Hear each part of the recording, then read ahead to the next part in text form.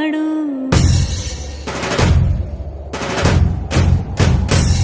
విడుముండోడు అని ఊరు వాడ అనుకున్న గాని మహారాజు నాకు నవాడు.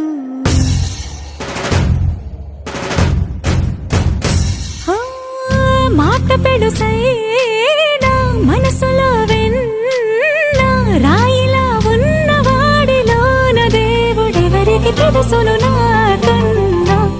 సూసేకి అగ్గిరవ్వ మాదిరే ఉంటా